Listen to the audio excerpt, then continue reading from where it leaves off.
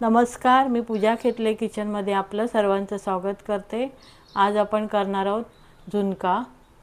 त्यासाठी लागणारं मी इथे साहित्य घेतले, बेसन घेतले, कांदा, कोथिंबीर, मिरची, लसूण, कढीपत्ता, हळद, मीठ, हिंग, मोहरी आणि जिरं।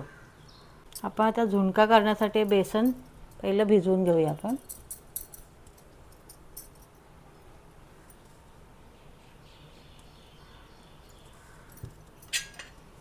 चांगलं आपण हे मिक्स करून घेणार आहोत त्याच्यामध्ये।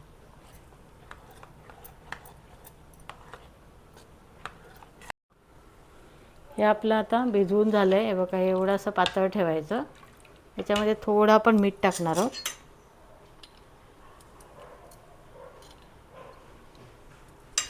मिक्स करून घेऊया। आपण आता फोडणीची तयारी करून घेऊया।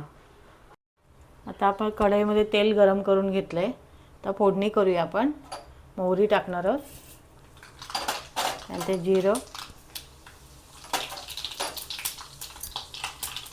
हिंग, कढीपत्ता, लसूण, मिरची। मला मिरची कसं तिखट पाहिजे तशी घ्या। त्यानंतर कांदा टाकणार आपण।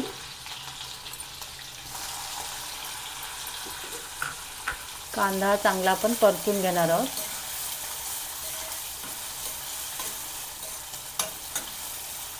कांद्यामध्ये आपण थोडंसं मीठ टाकणार आहोत।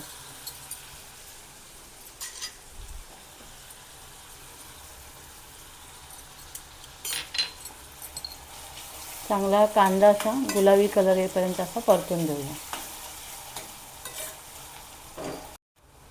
आपला कांदा चांगला परतला गेलाय, चांगला कलर आलाय त्याला।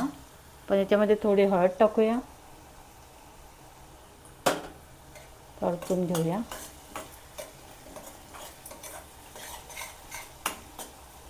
आता आपण हे बेसन भिजवून घेतलंय ते आपण हे टाकून घेऊया।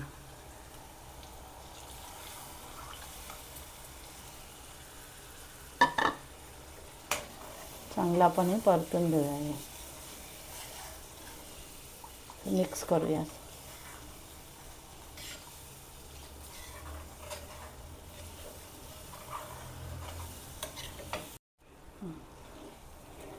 ते आपण हे 5 मिनिटं असं आता झाकून ठेवणार आहोत, चांगलं शिजेपर्यंत।